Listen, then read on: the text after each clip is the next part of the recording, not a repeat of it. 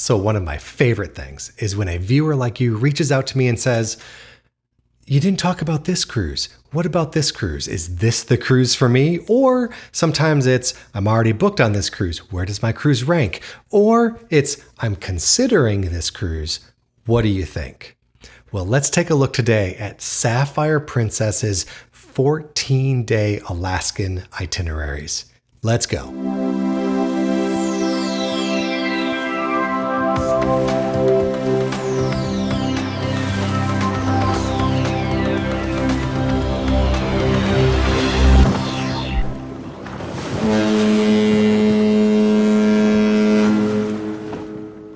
Hey, welcome to This is the Cruise. I'm Clint, and this is the channel where we look at upcoming cruise itineraries and try to find out if this is the cruise for you.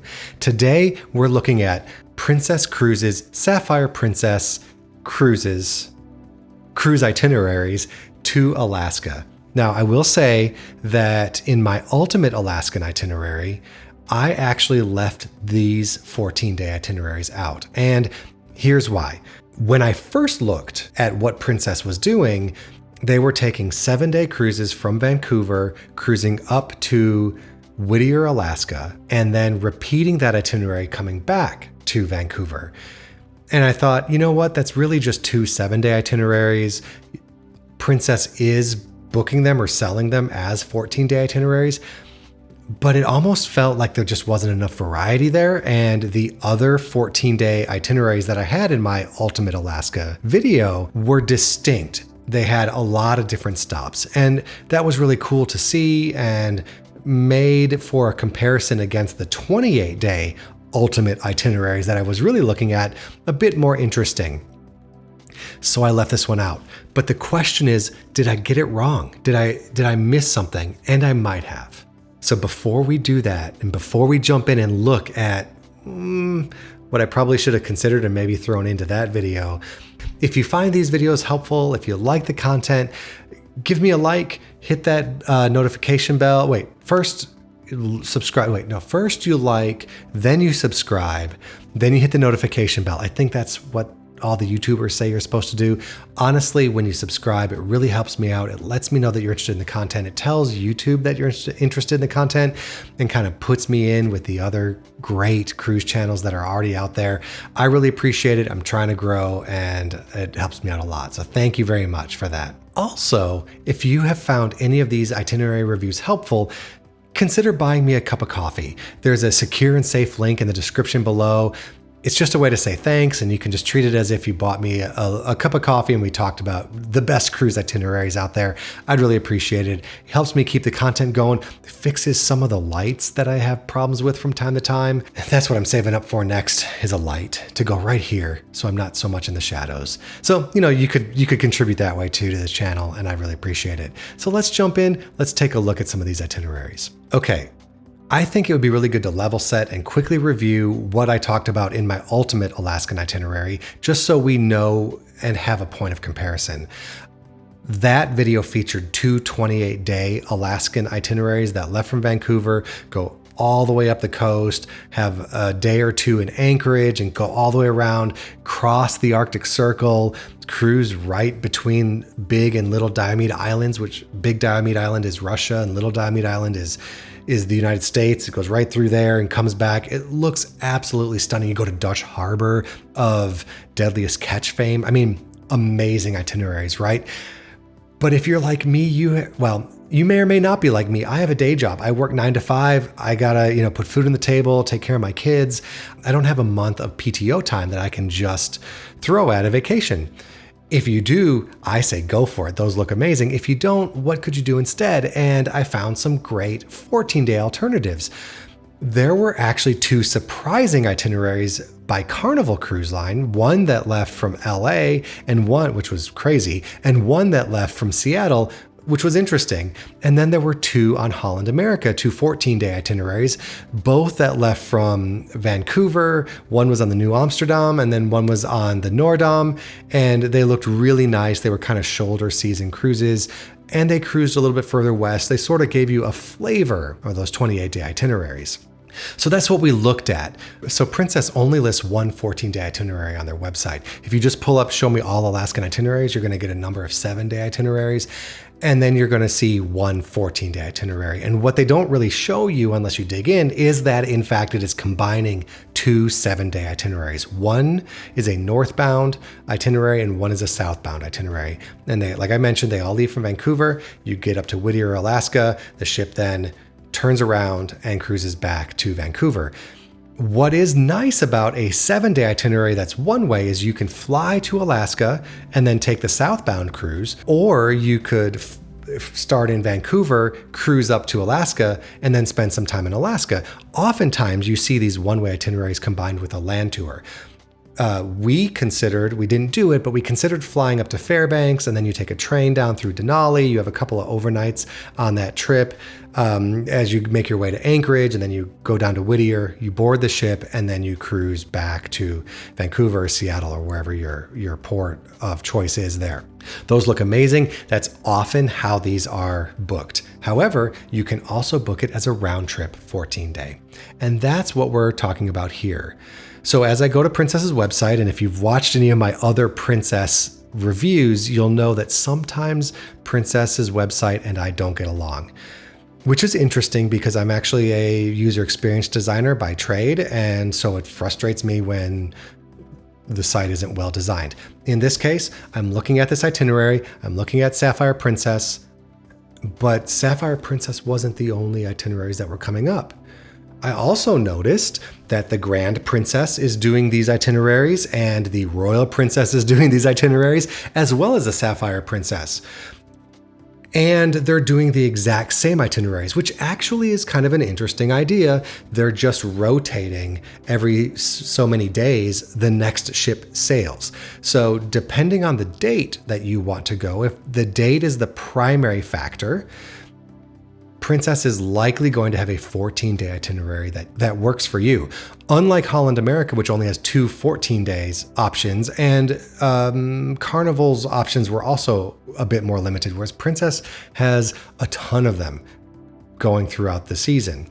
When it comes to scoring the itineraries, I want to mention that because the itinerary is the same, the scoring in theory should be the same. However, as part of my scoring, as one of the factors that goes into how I score these, I do take into consideration the quality of the ship. And because I haven't been on I've been on many cruise ships, but I haven't been on every cruise ship, I can't rate them based on my own experience. So I just go with Cruise Critic's rating. In this case, Cruise Critic gives Grand Princess a score of 3.5, they give Royal Princess a score of 4.0, and they give Sapphire Princess a score of 4.5. That means that these scores would get progressively lower based on the ship. Just so you're aware, I rated these using the Sapphire Princess score. That was before I found out that I could also do it with Royal and Grand. They're going to be about the same. The itineraries are identical. The ships just don't quite score the same across the board. However, like I mentioned, if the date is the deciding factor, then go with the date. You're going to have a great time. If you have some flexibility, the Royal Princess, according to Cruise Critic, is a little bit better than the Grand Princess. And according to Cruise Critic, Sapphire Princess is the best of the bunch of these three ships. Princess starts the sailings on May 8th with the Grand Princess, and the last sailing is with the Sapphire Princess on September 6th. So that's your season, bookended there on Princess Cruise Lines. It's a lot of sailings in there. I didn't count them up, but it's a lot. Okay, so let's take a look at where Princess is actually going on this itinerary. Well, okay, so we're going to start in Vancouver, and as you can see right here on the screen, we have a Princess ship in port, and behind that ship are two Holland America cruise ships. This Princess cruise, let's go ahead and take a look and see what it is. I don't think it is this is the Discovery Princess waiting for us. Actually, this one's not doing these sailings this year, but when Google mapped this out and they added these cruise ships in, the Discovery Princess was here in port. From Vancouver, which is a great city to start our Alaskan itinerary in, we actually cruise the Inside Passage. Now, full disclaimer, on Princess's website, they say you have a day at sea. But then on the map, they show you cruising the Inside Passage. So which one is it? Again, Princess's website is a bit ambiguous about this. I wish they were just clear. I wish if you were sailing the Inside Passage, they should call it out, because the Inside Passage is a great cruise. It's peaceful and relaxing and incredibly calm, oftentimes incredibly calm and beautiful. So if you're cruising the Inside Passage, call it out. But in this case, they're saying they're at sea. Maybe they need that flexibility. I don't know. But the map shows that you're cruising the Inside Passage. So because of that, I decided I'm going to score it as if you're cruising the Inside Passage. And let's just pretend, let's just go with it and say we're cruising the Inside Passage. And then we make our way up to Ketchikan. I dug in here because there's a number of places that we could be docked here in Ketchikan. I just want to check and see where Princess is docked. They happen to be docked. All 3 ships will be docked right in downtown Ketchikan. I think that's important because other ships like Norwegian and Royal Caribbean may end up in Ward Cove, which is north of town, and then they have to take a shuttle bus down to get into the city. And that's unfortunate. Fortunately for us and Princess, we're going to be docked right here, right downtown. We can walk off the ship and go start exploring, which is fantastic. From Ketchikan, we're going to make our way up to Juneau, which is one of my favorite stops in Alaska because it is so pretty to cruise in. And then when you stop here in Juneau, again, you're going to be docked right downtown. You've got the waterfalls coming down behind you. It is stunning. I love it here in Juneau. And then we're going to make our way from Juneau to Skagway. Skagway is where you can go on the White Pass train and do some incredible exploration as well. And then from Skagway, we're actually going to get our first glacier cruise. And I am really excited about this one because Princess is cruising Glacier Bay. What's important to note about Glacier Bay is that they only allow 2 cruise ships in at a time because it's a national park. And in order to cruise Glacier Bay, you have to have a park ranger on the ship with you. So before you really even get into Glacier Bay, they'll have a couple of park rangers get on board with you, and then they are actually going to narrate and be available to talk with you as you cruise around Glacier Bay. It is a holistic, whole day experience that is absolutely incredible, and I think a must do for anyone cruising Alaska, particularly for the first time. Generally speaking, and we're going to see an exception in this video, but generally speaking, Holland America and Princess Cruise Lines are the ones who are going to be going to Glacier Bay the most. They've been cruising Alaska the longest. In fact, Holland America was the first cruise line to cruise Alaska, and followed by Princess Cruise Lines after them. And they sort of locked in Glacier Bay. I don't know how the contracts work, but they locked in Glacier Bay, and you're more likely to see Glacier Bay on one of those lines. And in this case, we're going to see Glacier Bay on the way up to Whittier. From Glacier Bay, though, we're not done. We are actually going to cruise College Fjord, which is more fjord-like as we go in and check out some more glaciers and check out the waterfalls coming down the sides of the mountains. It looks absolutely stunning and beautiful.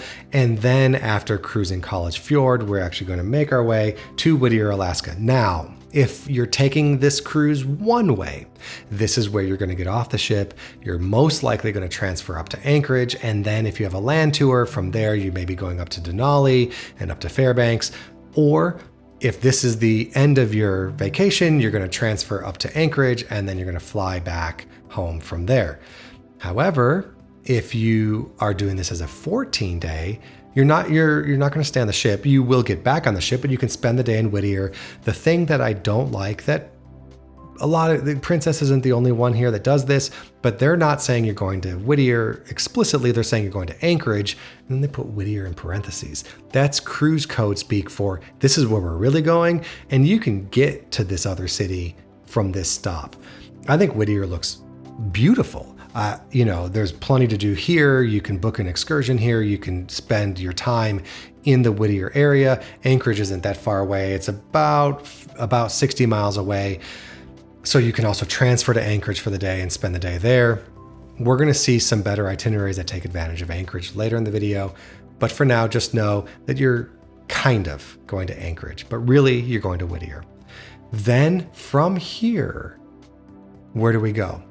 This is why I excluded this itinerary from my Ultimate Alaska video, and this is what I missed. Remember, we went to Glacier Bay, and then we went to College Fjord. However, our next stop is actually Hubbard Glacier. We didn't see Hubbard Glacier on the way up, but we are seeing it on the way back. Hubbard Glacier is, if not, it is one of the largest glaciers in the area. It is massive. And for those that have kind of seen both Glacier Bay and Hubbard Glacier, they'll say, look, Hubbard Glacier is bigger. It's a bigger glacier. Glacier Bay is maybe a bigger experience overall, but Hubbard Glacier is just massive. So we get to see Hubbard Glacier on our return trip. Then we're actually going to go to Glacier Bay. We're going to go back to Skagway. We're going to go hit Juneau again. We're going to go to Ketchikan and make our way back through the Inside Passage, if I'm understanding this correctly, back to Vancouver. That's not a bad itinerary, right? I mean, we have 14 nights. We have 7 ports that we hit. Probably we don't have 2 sea days, even though the itinerary sort of lists it as having 2 sea days. If we're not counting the Inside Passage as sea days, we're going to hit 2 countries here, the United States and Vancouver, obviously. And this gets us a Clint's Cruisability score of 30.48. The southbound itinerary from Whittier down to Vancouver is 21.39. The northbound is 21.51. And if you're doing the math, you'll see that adds up to 42.9, but I'm giving this a Clint's Cruisability score of 30.48. Why the discrepancy? Well, my scoring is actually a weighted average. I take all of the ports we visit, I take all the areas we visit. There's 10 facets for each port. There's 5 facets for the cruise combined together, and then that's all run through a calculation that I worked on with a professor of statistics at NYU, and we came up with it, and it allows me to rate 3-day cruises through world voyages and kind of come up with a score that sort of makes sense. It makes sense when you compare itineraries to each other.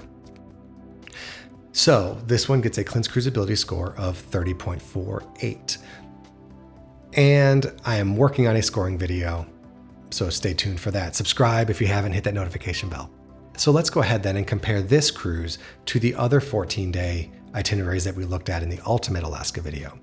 Yeah, well, the first one on the list here is the 14-day Alaska from Long Beach on the Carnival Miracle. As you can see, LA is very far away from Alaska, and the stops, if you've done any Alaska itinerary research, you'll see that the stops are all in Southeast Alaska, and for 14 days we're not getting very far north, which is kind of unfortunate. But understandable, right? I mean, it takes 3 days just to get from LA up to Alaska, and then 3 days to get back. So this one visits 6 distinct ports and only visits 1 glacier, it's Tracy Arm, and gets a Clint's Cruisability score of 23.8.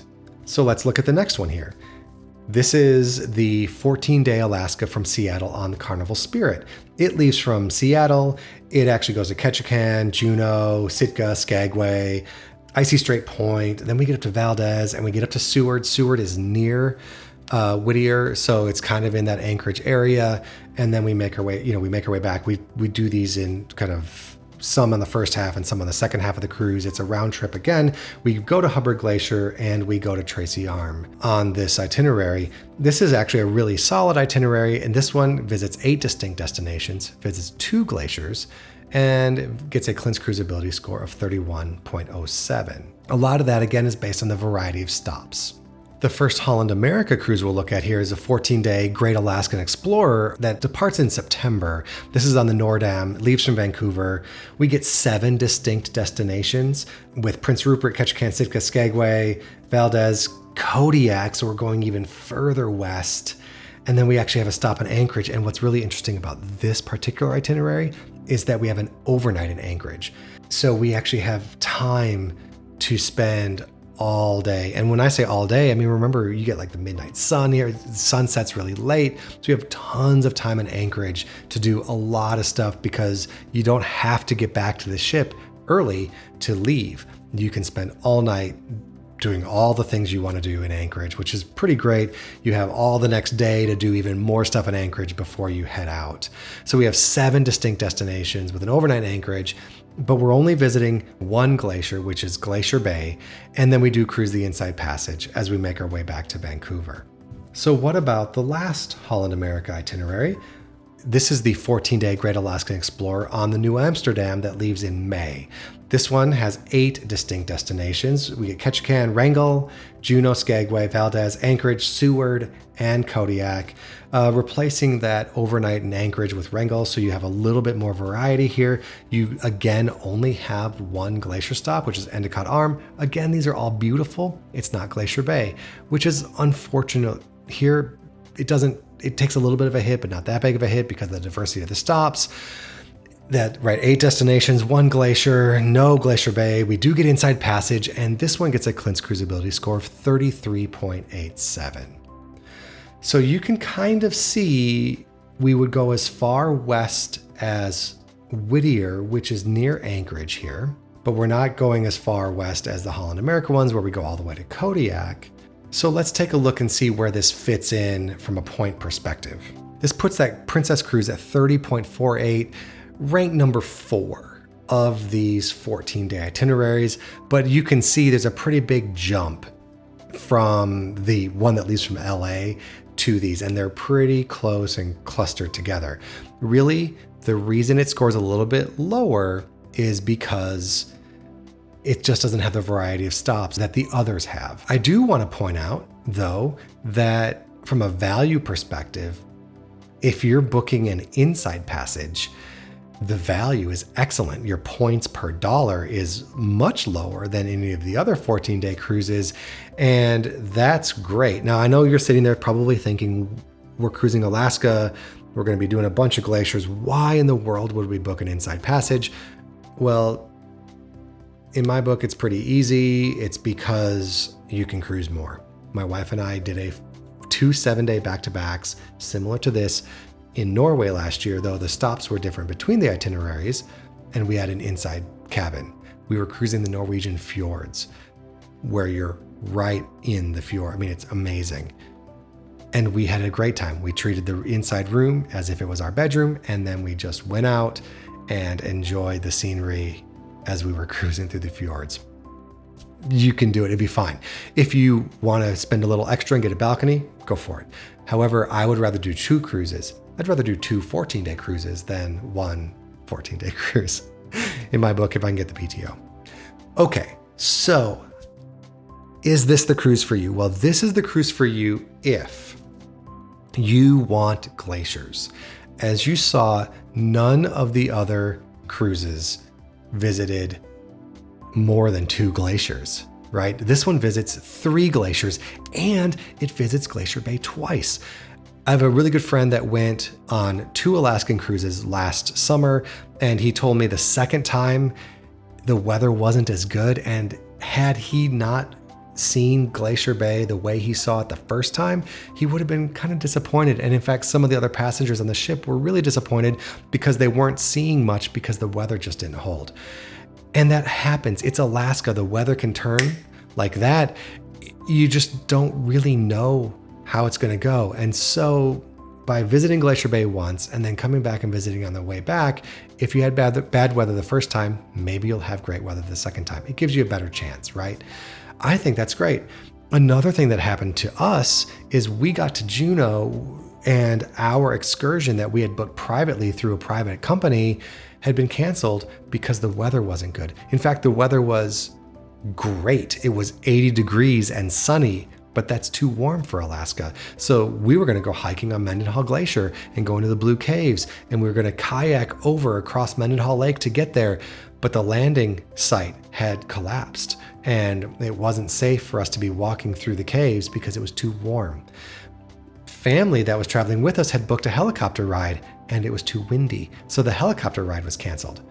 It happens. We made the most of it. We had a great time hiking back up to the falls and seeing Mendenhall Glacier in the distance. It was great. We had a wonderful time, but it wasn't what we had booked, and it was our only chance because we were only in Juneau one time. Had we been on this cruise, on this 14-day itinerary, we would have had a chance to do it again if it didn't work the first time. So that's certainly a consideration and definitely goes in the pro column for this itinerary. Do you get the diversity of the other itineraries? No. Is that why it scores a little lower? It is. but you get more glaciers and you get a chance to do things either that you didn't get to do the first time because you couldn't get it all in, or because the weather didn't hold. Either way, I think it's a great itinerary. I say, go for it. I'd rather be cruising than not cruising. Yeah. So with that being said, I hope you enjoyed the video, and we'll see you next time.